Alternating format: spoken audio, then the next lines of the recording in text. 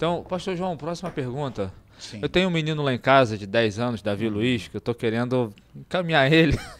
Então, até onde vai a responsabilidade, sobretudo financeira, dos pais com os seus filhos? Em que momento, assim, deve...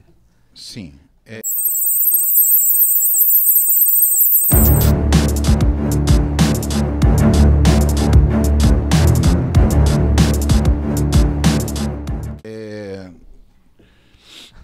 Livro de Provérbios, capítulo 22, versículo 6, diz: ensina a criança o caminho que deve andar, e ainda quando for velho não se desviará dele.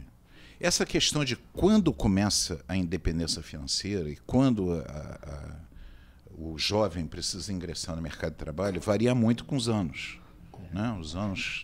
Os séculos foram se passando. Crianças de 6 anos, na Revolução Industrial, sustentavam a casa junto com seus pais. Então, naquela época, era moralmente aceito colocar os filhos para trabalhar com 6 anos de idade. A ideia hoje dos pais é formar o filho de forma a ele poder ingressar de forma útil no mercado de trabalho e ingressar. A questão é a geração canguru, né? Que vai ficando em casa 40 com anos. 40 anos, 50 anos, dependendo dos pais. E você pergunta para ele, por que você não sai de casa? Ele diz, para quê? Se aqui eu tenho tudo. Né? Então, tem comida, ar-condicionado, internet? Então, a proposta para isso é, na educação dos filhos, já prepará-lo a partir da adolescência para que ele ame, ele deseje ter uma vida independente. E isso passa por cortar algumas coisas, muitas vezes. Mesmo que você possa dar, você diz que ele tem que conquistar. Então, o ensino é, você precisa conquistar aquilo que você quer. E não, papai vai te dar aquilo que você quer. Entendeu? E você acha que tem diferença nessa situação entre o filho homem e a filha mulher? Não. Eu acho que a filha mulher precisa ser preparada para o papel de mulher. Então, isso não impede ela de trabalhar, de estudar, mas a prioridade dela é ser esposa e mãe. Então, e o homem precisa ser doutrinado, ele precisa entender que se ele é homem, vai casar com uma mulher. E num determinado momento ela não vai poder trabalhar, ela não vai poder produzir, ela vai ter que fazer a gestão, vai ter que amamentar, vai ter que estar em casa. E muitas vezes o cara fica totalmente dependente da mulher, de forma que a mulher não pode nem engravidar. Porque se ela for ter filhos, ela tem que parar de trabalhar por alguma razão, por algum tempo, e o cara não tem como sustentar a família. Então, vamos sintetizando, o homem precisa ser preparado para ser homem e a mulher precisa ser preparada para ser mulher. Isso não significa que ela não possa estudar, que ela não possa trabalhar, que ela não possa desempenhar um papel social produtivo, mas o papel fundamental dela é ser mãe. Ninguém pode fazer isso por ela. Ela não pode contratar uma pessoa para ser mãe na casa dela. Entendeu? Todo assunto é polêmico. O pai e o garoto precisa ser preparado para a ideia de que ele será o provedor da sua casa.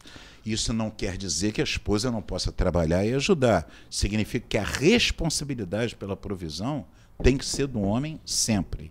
E isso tem que ser incutido a partir da adolescência. No processo de educação dos filhos. No processo de educação.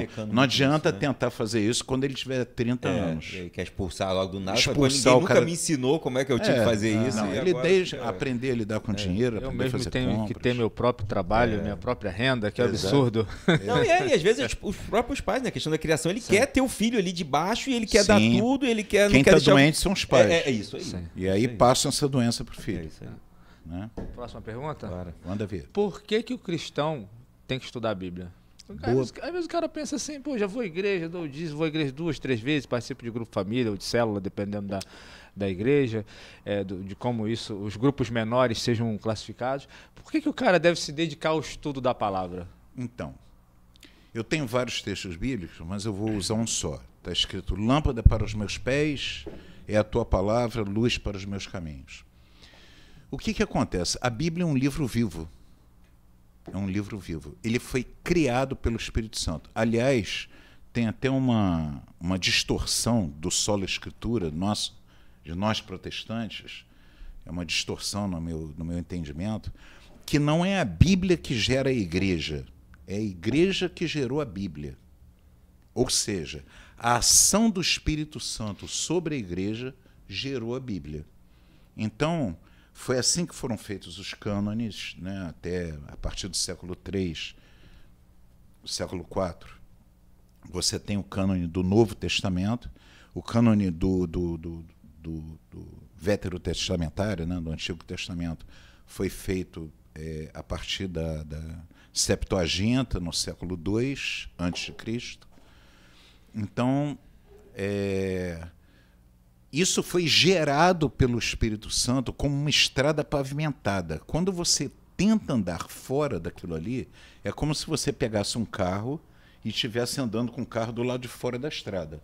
Então você tem buraco, subida, descida, ter que andar no meio do mato, desviar para um lado, para o outro e tal. É muito mais complicado o caminho de andar com Deus sem isso do que com isso. A Bíblia nos foi dada como pela ação do Espírito Santo para que nós possamos andar por um caminho pavimentado.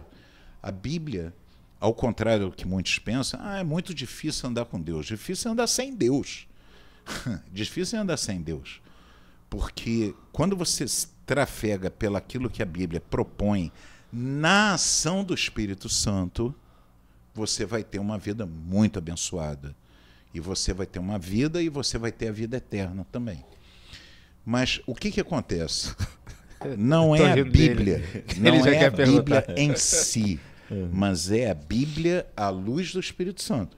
Ou seja, a Bíblia pode ser usada para muitos objetivos. A Bíblia pode ser usada para manipular pessoas, pode ser usada com fins políticos, a Bíblia pode ser usada para arrancar dinheiro das pessoas, a Bíblia pode ser usada por muitas coisas, tá? De forma que ela está sendo usada por um outro espírito. Então a questão da palavra de Deus, essa pavimentação, é quando a Bíblia é lida na ação do Espírito. Por isso que eu digo que é a igreja que gera a palavra de Deus e não a Bíblia que gera a igreja. A Bíblia é só um caminho pavimentado por onde aqueles que creem devem seguir. Mas existe uma forma, quando o Léo falou de estudar a Bíblia, existe uma outra forma, além da leitura, que eu acho que a questão era essa. Por que o cristão tem que ler a Bíblia? Né? Eu posso ter uma outra forma, o Léo até usou um exemplo aqui, usou esse termo, terceirizar esse estudo. Né? Na verdade, quando você não lê, quando você não estuda você mesmo, né? E você vai ver vídeos, né? Vai ler conteúdos de outras pessoas, eu posso deixar de ler e eu absorver o que essas outras pessoas... Eu entendo que eu estou estudando também, a partir do momento que eu estou vendo um vídeo de alguém que está me ensinando aqui sobre a Bíblia. Mas eu posso não ler e só absorver essa... Vou colocar para você algumas coisas interessantes. Os discípulos de Jesus, os apóstolos, eram analfabetos, quase todos. Então eles não leram. Sim. No entanto, eles aprenderam. Aprenderam como? Porque existem muitas maneiras de aprender, né? Então, você nota Pedro, as pessoas ficaram espantadas porque Pedro e João estavam no templo pregando e eles eram iletrados, quer dizer, iletrados literalmente, quer dizer, eles não tinham letras, eles não sabiam nem ler nem escrever. No entanto, existem maneiras de você ouvir a Bíblia. Uma pessoa cega que nunca leu nem em braille, mas se ela escutar a palavra de Deus... Você já viu o filme O Livro de Eli? Sim. Então, é interessante que o cara perdeu o livro, né? Mas ele tem a Bíblia toda de cor. Então, existe sim. O que não existe é você ter um cristianismo sem Bíblia.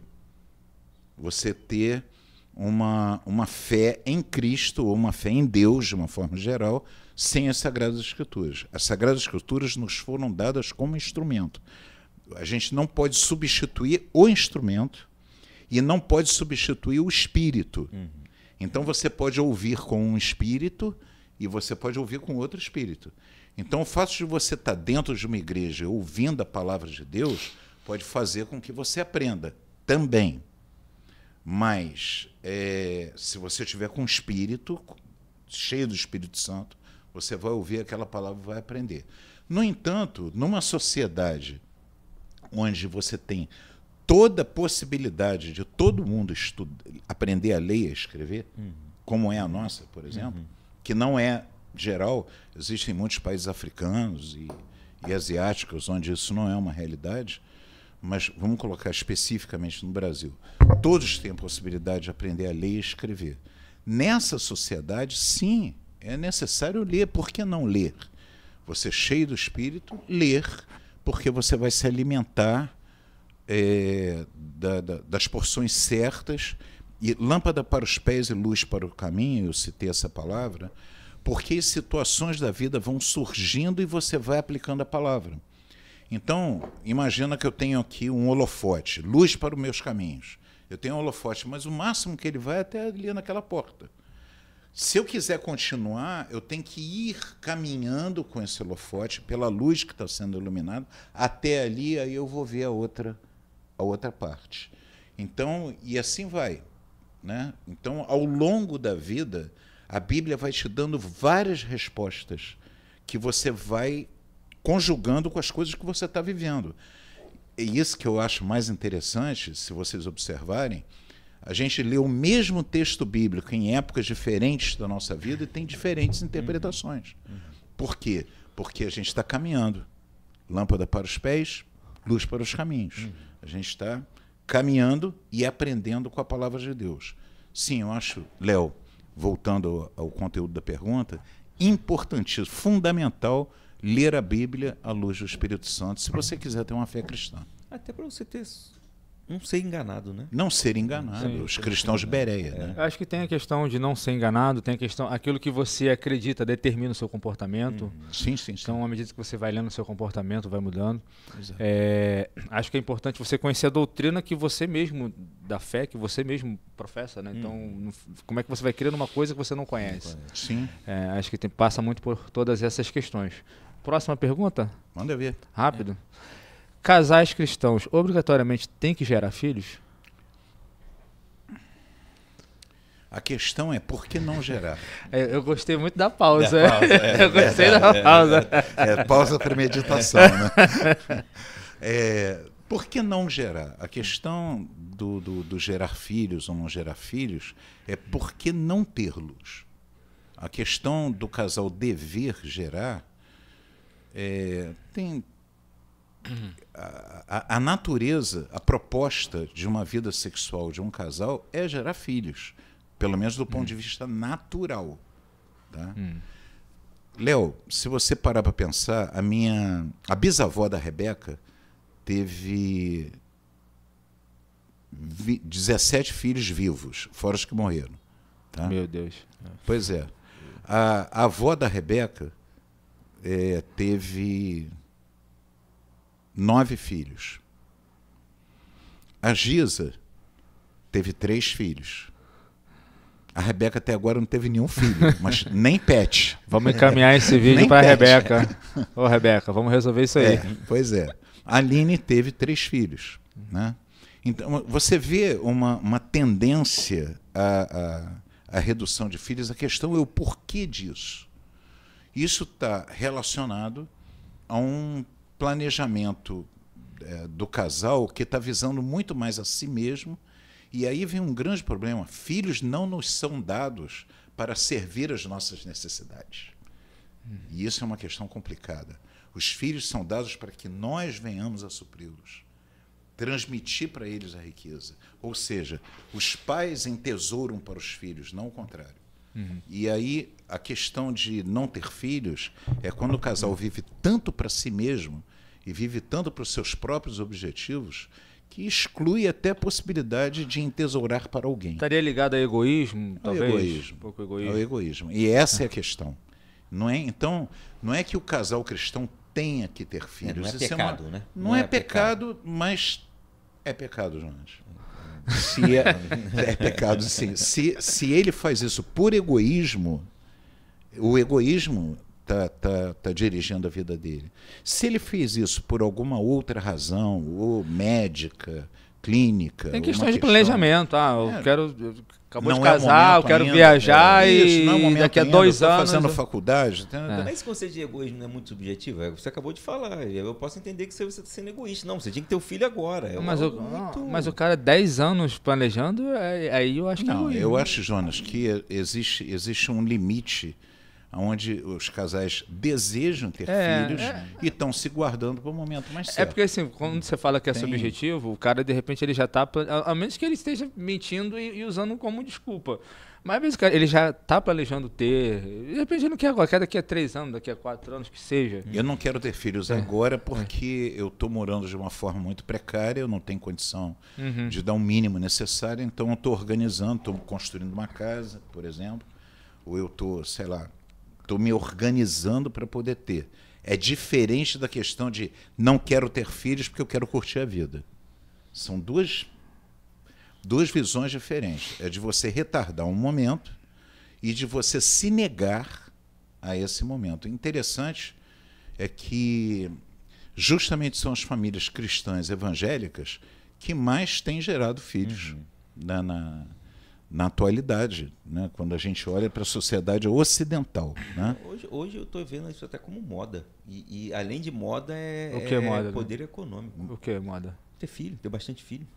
Ah. Hoje, no meio Cristão. No meio cristão, não só no meio cristão evangélico, mas hoje, quanto mais filhos você tem, mais prova de prosperidade, prosperidade você tem. Sim.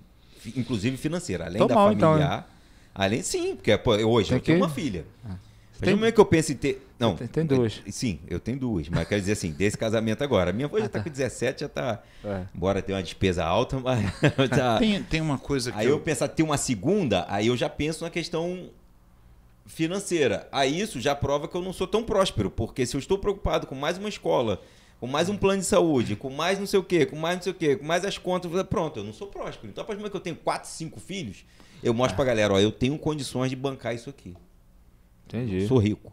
Eu tô lascado, então. Não, eu acho que você trouxe até uma abordagem que eu nunca tinha... você ter filhos para demonstrar prosperidade. Mas eu creio de uma forma diferente. A palavra de Deus, no Salmo 127, diz que os filhos são herança do Senhor e feliz o homem, e são como flechas na mão do valente, né? Assim são os filhos da mocidade. Feliz o homem que enche dele a sua aljava, né? E não será envergonhado quando os inimigos pleitearem a porta. Então, eu não diria nem que seria um sinal externo de prosperidade, mas um sinal da bênção de Deus receber os filhos. Né? Porque eu acho que um homem que se casa com uma mulher que teve filhos de um outro casamento e absorve esses filhos e toma esses filhos para si, para criar e para educar e tudo, ele é um bem-aventurado. Porque filhos são bênção, sempre serão bênção. Os filhos sempre vão trazer consigo bênção. Conforme a idade, vocês dizem que são da década de 80, eu sou da de 60. Né? Então, a visão que eu tenho tido é de prosperidade quando o filho vem. Eu vejo hoje os meus filhos como uma bênção de Deus permanente. Você não sabe a alegria que tem de você ter netos em casa brincando. Deixa a casa toda bagunçada, entendeu? Espalham brinquedo para tudo quanto é lugar. Às vezes os pais ajudam, às vezes não ajudam. Mas a gente não está nem aí, que é mais que os filhos baguncem, os netos baguncem mesmo, e os filhos estejam ali presentes. Então eu queria, nesse momento, mandar um recado para a senhora Sônia. Atenção, senhora Sônia, vamos prosperar. Aleluia. É bênção, pode crer, Soninha. Soninha, é bênção, é bênção. Entendeu? Última pergunta para a gente encerrar. Por favor. Agora é a última. A gente vê aí, né, tá acompanhando questões. As pessoas estão cada vez mais preocupadas em ter uma vida saudável, exercício físico, alimentação e tal. Até que ponto vai o cuidado com a saúde e o culto ao corpo? Muito bem, Léo. É a questão o limite é o limite da idolatria. O culto ao corpo é uma coisa bem de grego mesmo, né? Dentro da filosofia grega você tem isso, tem Aristóteles, Platão com a academia, né? A ideia da academia era o culto físico e intelectual, a preparação física e intelectual. Então, a questão de você cuidar do corpo é porque o corpo é templo do Espírito Santo. Ou seja, quando você faz atividade física, você modera a alimentação, cuida da alimentação, você cuida da tua saúde, você, na realidade, você está demonstrando a Deus que você está pronto para a sua missão. Ao passo que, se você não faz nenhuma dessas coisas e você destrói a sua própria saúde, você está indo contra aquilo que Deus te deu. Em suma, o limite, a bênção, está na saúde, inclusive na autoestima. Então, quando você me perguntou da questão estética, pô, você corta o cabelo, você faz a barba, você... não, eu não ligo para estética. Não, liga sim, todo mundo liga. Eu tenho um amigo que faz relaxamento. Não? Relaxamento, pois é. Então, todo mundo cuida da estética. Todo mundo se preocupa com a estética, se preocupa em botar uma roupa legal, se preocupa em estar bem. Se você for casado, está bem para sua esposa. Eu tenho um amigo que sempre vem gravar com a camisa branca. Eu acho que hoje que ele veio com a diferente. Pois se preocupa em você vê esse penteado maravilhoso. Né? Então, se preocupa. Todo mundo se preocupa com a questão estética por causa da questão de autoestima. A autoestima equilibrada também é saúde psicológica. Então, quando você me pergunta quanto ao templo do espírito, uma pessoa psicologicamente deprimida, com baixa autoestima, cheia de problemas de inferioridade em relação ao corpo, a estética e tal, ela não está preparada para a missão que Deus tem para ela. Ela precisa estar de bem consigo mesma e cuidar da sua saúde. Quanto à idolatria do corpo, aí nós temos um outro problema, a idolatria. A idolatria como qualquer uma outra coisa. É a pessoa que já fez 10 plásticas e está querendo fazer a 11ª porque não está bom o suficiente. Eu estava vendo um caso de um homem que eu espero que eu não seja processado aqui, nem o canal, mas ele se colocou como Ken. Né? O Ken é o namorado da Barbie. Da Barbie. Né? Pois é, então ele se chamava a si mesmo de Ken, ele se cuidava, fez um monte de plásticas e tal, não sei o que, para ficar igual o Ken. E depois ele se fez, Barbie, entendeu, né? Que ele não era o Ken, ele era a Barbie. Então ele fez mais um caminhão de plásticas e tal para se transformar na Barbie. Então quem era Ken, agora é Barbie. Então, você vê que o problema não está no corpo. O problema está em o que o cara está cultuando, qual é a fantasia que ele está cultuando. Então, muitas vezes, essa questão da idolatria, as pessoas estão idolatrando alguma coisa que Deus deveria estar tomando conta. Então, não tem nada a ver com você fazer atividade física, cuidar do corpo e estética e tal, de uma forma equilibrada, moderada, só faz bem. Quando cruza a fronteira da idolatria, é só aquilo que interessa. É ser bonito, é ser forte, é ser musculoso. E tem homens, Léo, que realmente acreditam que se eles tiverem 15 centímetros, 20 centímetros de bíceps, as mulheres vão cair aos pés dele. Não vão. Não adianta ficar tomando bomba, não adianta ficar tomando testosterona e tomando um monte de coisas para ficar bonitão, fortão. As mulheres não vão cair aos seus pés por causa disso. Isso é uma ilusão. Então as pessoas, como qualquer demônio, mente. Ele é mentiroso e pai da mentira. E isso é uma das mentiras do nosso século. O culto ou a idolatria do corpo. Então, acho que está respondida a pergunta. Então, é isso. Você segundo que chegou... padrões bíblicos. Né?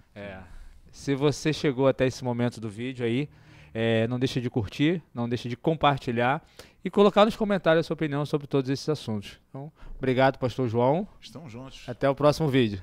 Amém. Tá.